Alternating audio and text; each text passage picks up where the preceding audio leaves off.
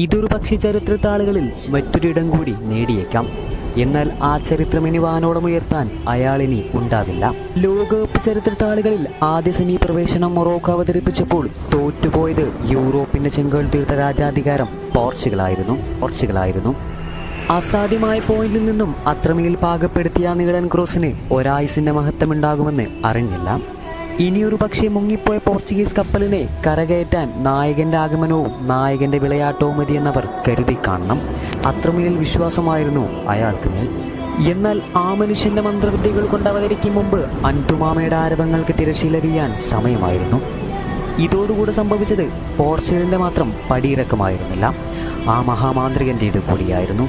അത്രമേൽ ഇത് തന്റെ അവസാന ലോകകപ്പാണെന്ന് അയാൾ പറഞ്ഞതല്ലേ.